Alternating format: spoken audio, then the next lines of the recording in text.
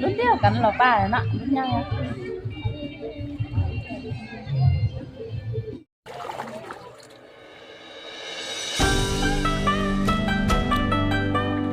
อ้าวมันนี่ก็มาซ่อนมาจกปูหาปลาหาปูทานที่มีมาอีกแล้วพี่น้องเอ่ย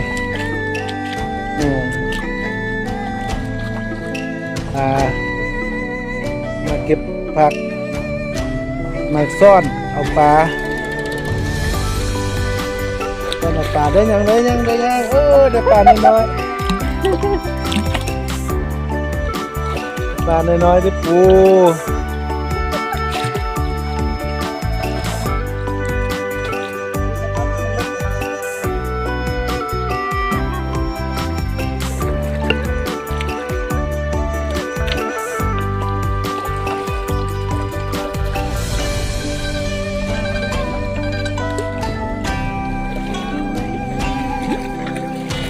ได้ปลา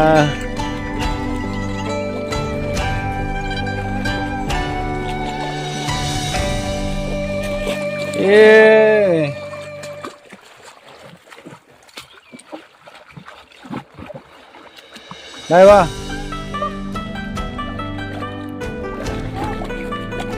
ตัวอย่างได้ตัวแมงละงำปะ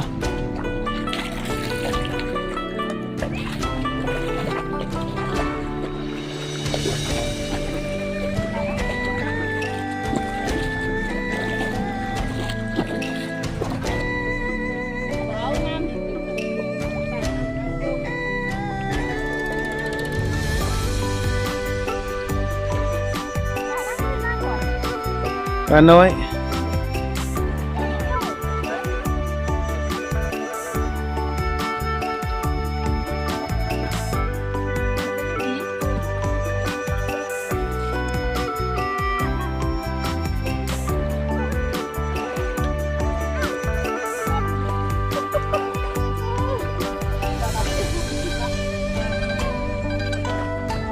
ปิ้งจับกูซะหรือจังไง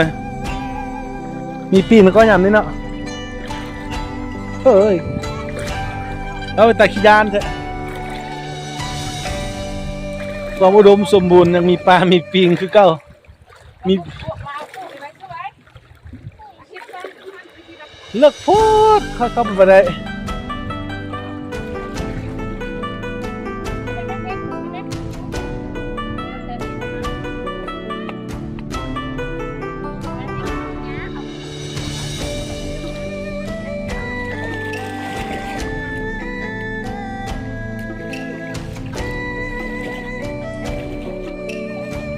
เปิ้ลไม่ได้จากตัว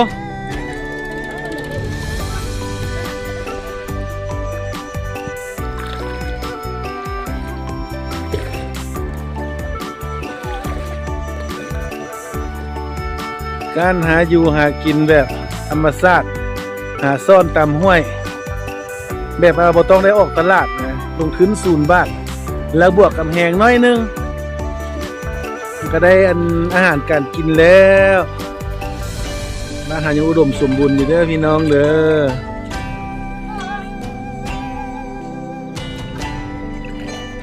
ลงหินลงลงหุ่นเลิกก็เข้าไป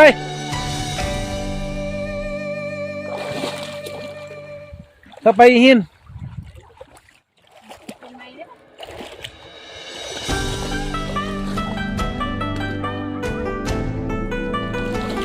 โอ้ดิซ่อนเลยคนละ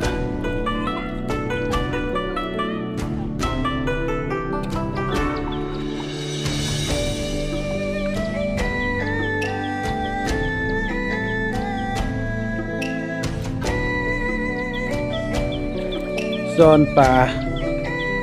มาซ่อนปลาอยู่ห้วยหากินตามธรรมชาติเด้อบรรยากาศ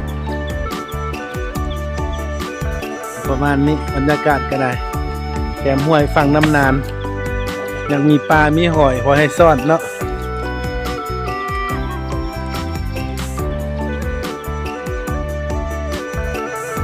ปึ๊บได้ปลาข้อนี่เนยอ่ะ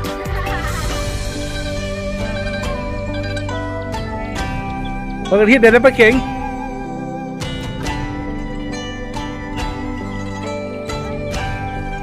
โอ้มันละได้ตะกี้หิน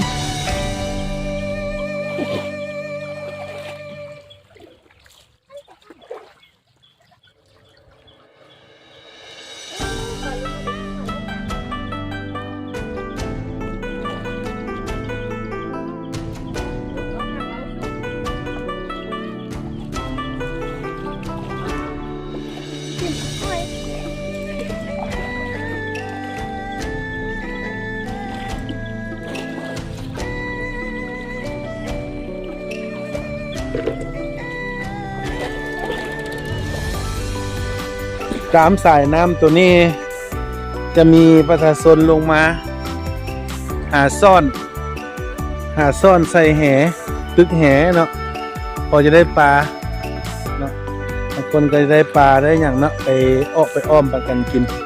ที่ว่าพอได้กินเนาะปลาก็ตามสายน้ำตัวนี้เป็นน้ำนานเนาะน้ำนานพยายามนี่เราดูนี่จะมีปลานี่อย่างมันค้อนเนาะตามฝั่งตามหาดเนาะจะมีปลาค้อนอยู่ตามฝั่งตามหาดตัวนี้เนาะก็จะมีประชาชนลงมาซ่อนแบบนี้ลงมาซ่อนหากินจะมาซ่อนหากินตามห้วยนี่เนาะได้ปูได้หอยเนาะหากินแบบพอเพียงเนาะแบบบ่ต้องลงทุนบ่ได้ออกตลาดเนาะอันนี้เป็นตลาดชุมชนเนาะตัวนี้เป็นตลาดของประชาชนที่ว่าเป็นหาอยู่หากินตามอันแม่น้ำลำธารอันนี้เนาะในสองฝากตัวนี้ก็จะมีสวนประชาชนเนาะที่มาปลูกผักบุกนี่เป็นทางเป็นอาหารแล้วก็ทางเป็นลำธารที่ว่าจะเลี้ยง ทั้งพืชและสัตว์เนาะให้ประชาชนที่อยู่ตามเรียบอันสายน้ำแห่งนี้เนาะสายน้ำนานนี่เนาะก็จะมีส่วนของประชาชนเนาะแต่ละมื้อเนาะที่เราลงมาน้ำตัวนี้ก็จะมีประชาชนเนาะลงมาซ่อนเนาะหาอยู่หากินตามแม่น้ำแห่งนี้เนาะหาซ่อนปูซ่อนกุ้งซ่อนหอยอาจจะพอได้อยู่ได้กินพอประมาณนี้แหละพี่น้องเอ๋ยมาไปติดตามกันเลยเพราะว่าจะเก็บบรรยากาศไปเรื่อยๆให้พี่น้องได้เบิ่งได้ชมนำกันเนาะ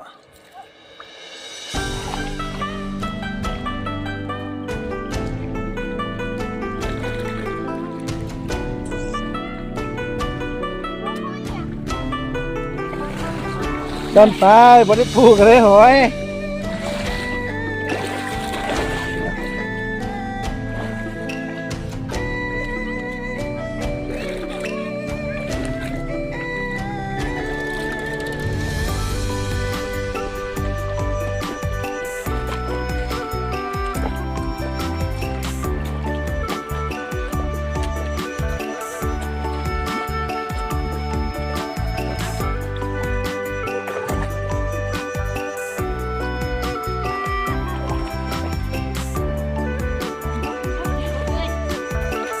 นี่หอยนี่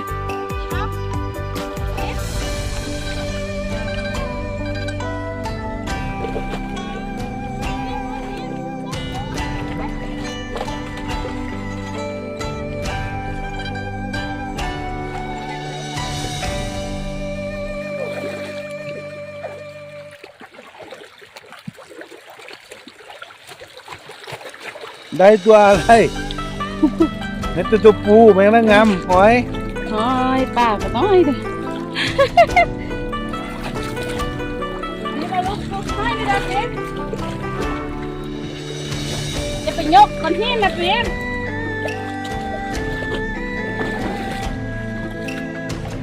แมงระงำ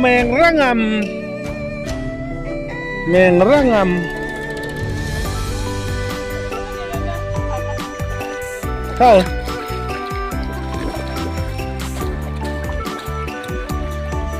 แม่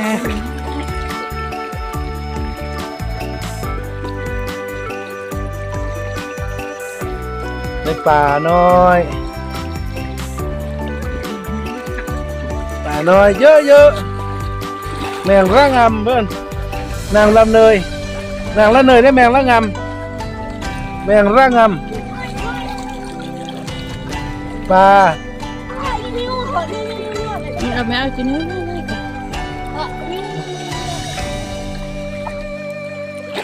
แมงระงำเด้งเหนียวยั่ว ได้แล้วเอาจับทางเลย ๆ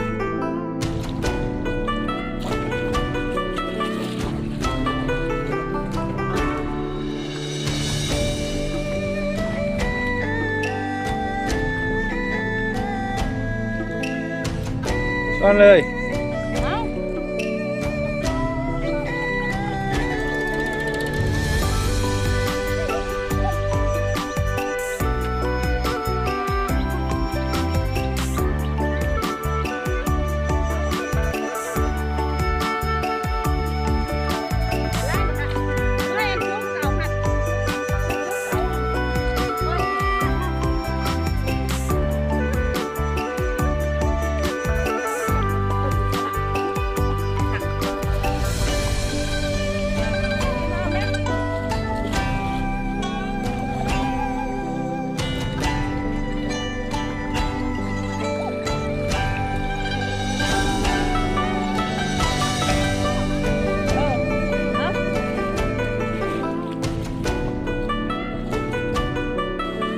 เด้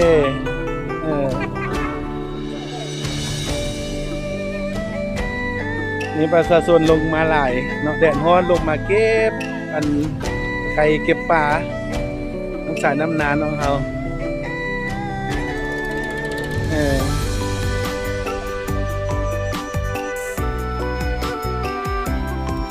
วิธีหาปลางมไปได้ปลาได้ดิมาซ่อนตามเพื่อนน้ำนานเขานะน้ำไม่ใส่ขนาดนั้นน้ำเนาะเฮ้ย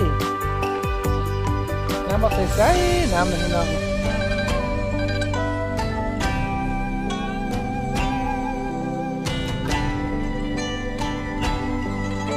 ปลาน้อยก็หลายเลยปลาน้อยเนาะ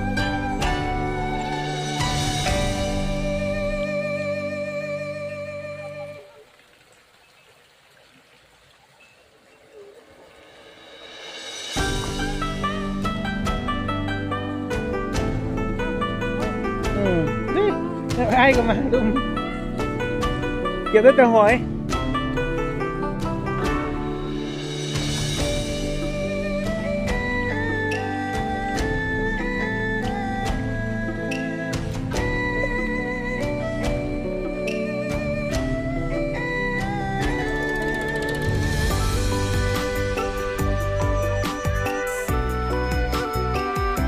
ปลาอีดก็มีวะ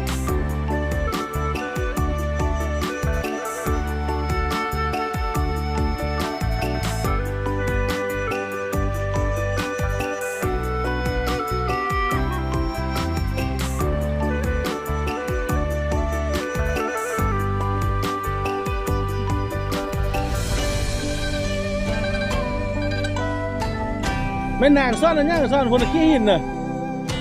พี่โมมาก้อมปลาเพิ่มดีมาสร้างเนอะมักปลาน้อยเนอะเย่าปลาน้อยกลางหลายคนเนอะสตาร์มงหุ่งอันนี้มันตลาดได้ลงทุน0 บาทลงแหงได้1ก็ได้กินแล้วบ่ต้องลงทุนหลายต้องลงแหงนิดนึงก็พอแล้วอันนี้ตลาดนะเป็นแม่น้ำสายหลักล่อเลี้ยงชาวเมืองนานทั้งสองฝั่งจะเป็นปูปลานาน้ำก็มีจะบางจะเฮ็ดสวนเนาะเฮ็ดสวนเฮ็ดนาของประชาชน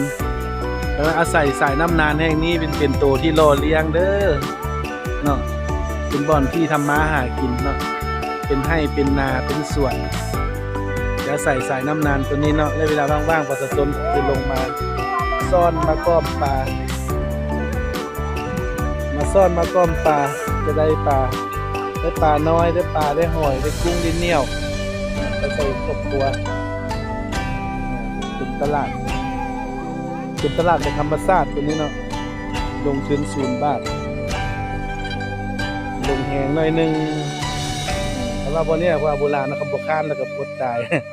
การกินจะได้กินตลอด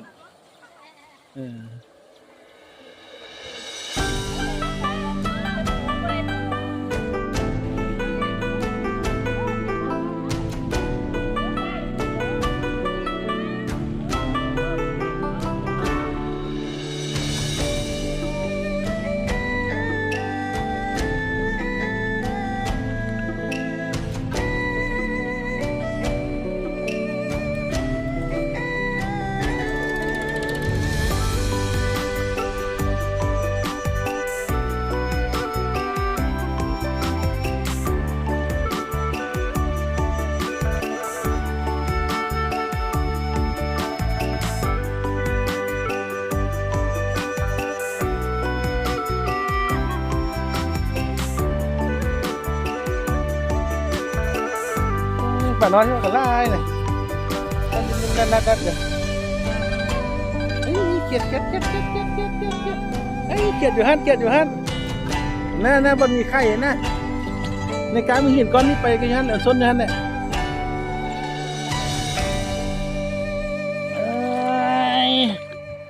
มึงเด้อที่บอกเด้อนั่นแหละมันส้นอยู่ฮั่นเนี่ยวิ่งตักแล้วโซ่ตุ้มเอาเนี่ยบ่ได้สมจักเนี่ยโอ้ยได้เนอะ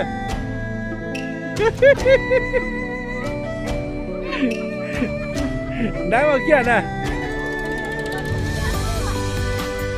เห็นเขียนไล่คุกเอาเนี่ยได้ละ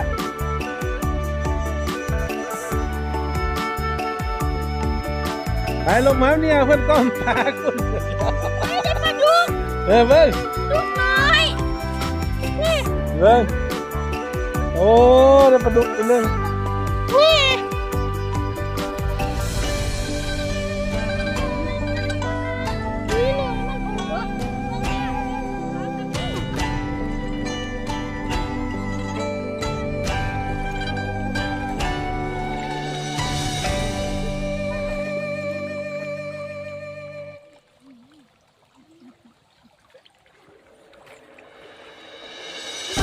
ปลาดุกพวกนี้มาอีกแล้วเนี่ย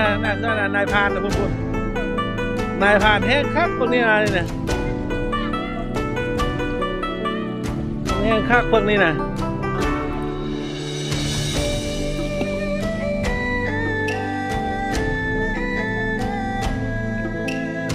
ตรงมะลินมันเย็นนะเนาะ